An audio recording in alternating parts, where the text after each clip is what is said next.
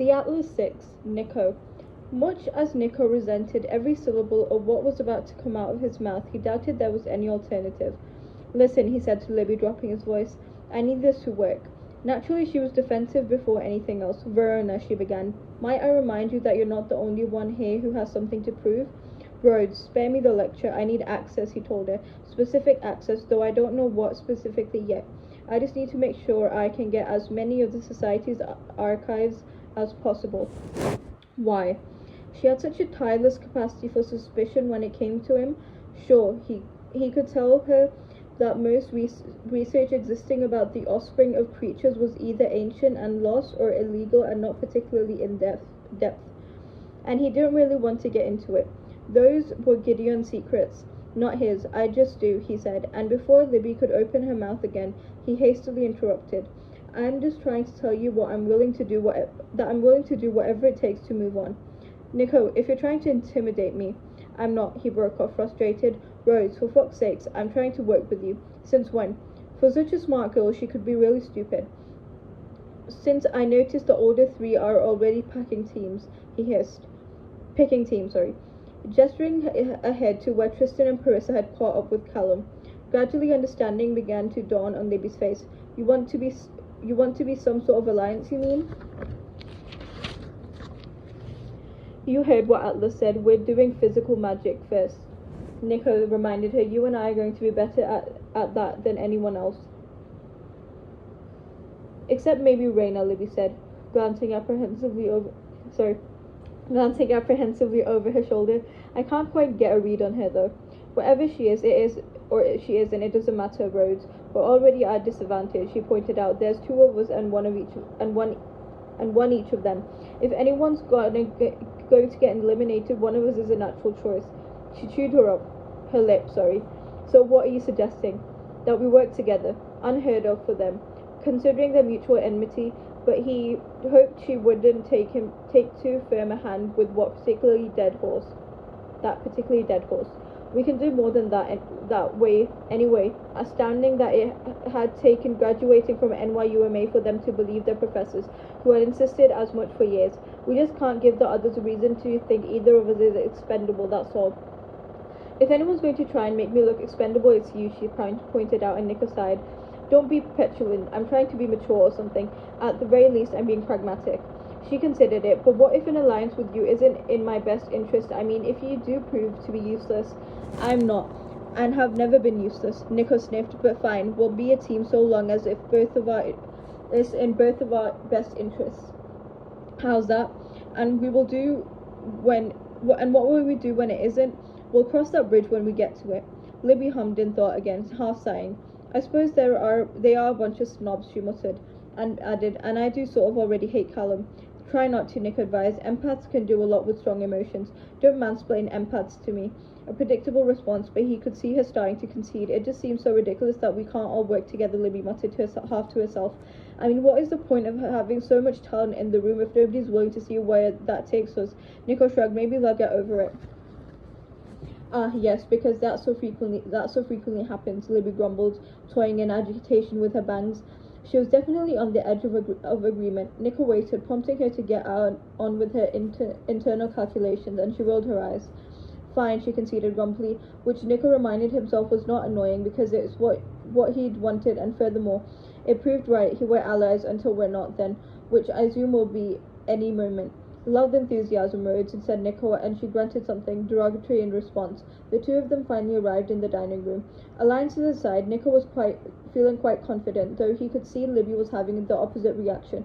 Yes, she had been targeted outright by Callum, a predictable breed of asshole if Nico had ever seen one, and she was too fragile to contend with Reyna's lofty disinterest in her.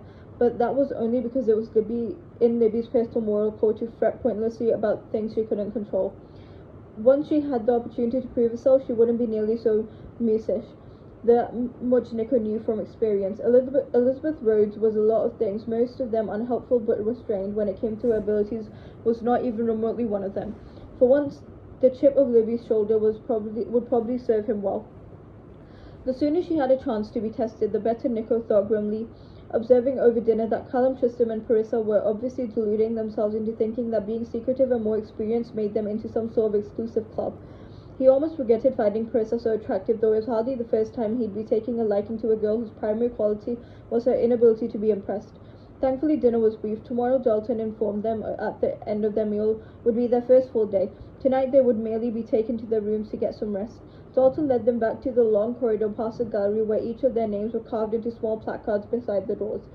It's like boarding school all over again, murmured Callum to Parissa, though of course none of the others could relate. Nico could, given that he'd been sent to New England from Havana the moment his median status had... Wait, excuse me, give me a second.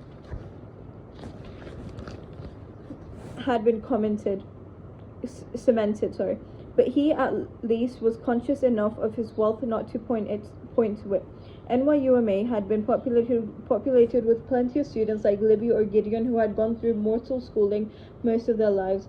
Coming from magical money, as both Nico and Max had done, wasn't something to boast about unless one wanted to be immediately mistrusted and disliked. For someone who could apparently feel the emotions of others, Callum seemed dreadfully out of touch.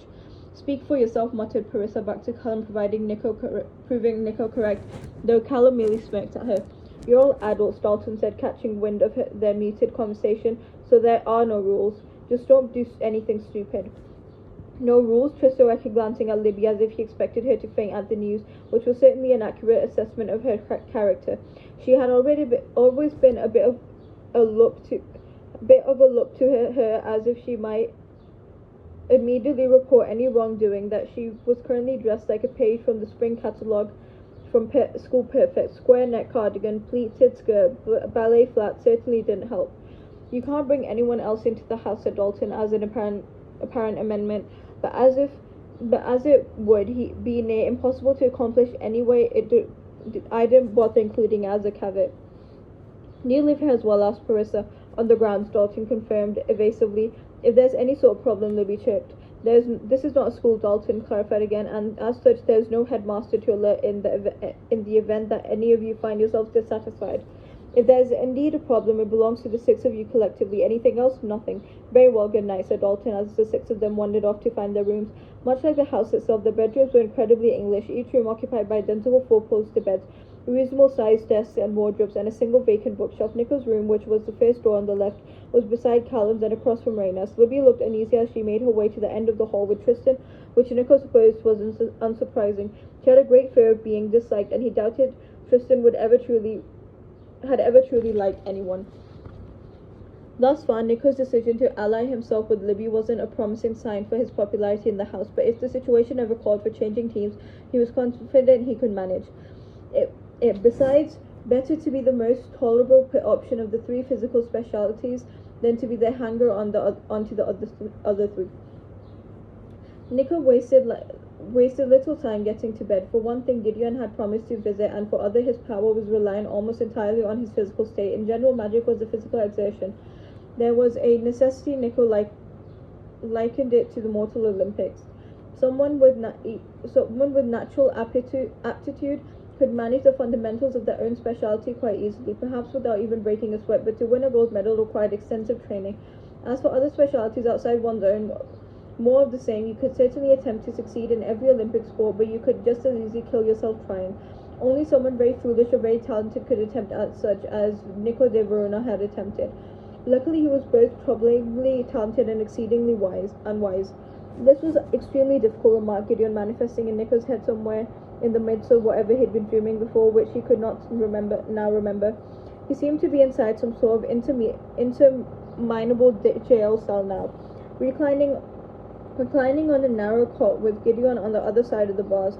Wherever you've gone, Gideon said, it's a fortress. Nico glanced around, frowning. Is it? I can't actually get through, Gideon said, gesturing to the bars, and I had to leave Max outside.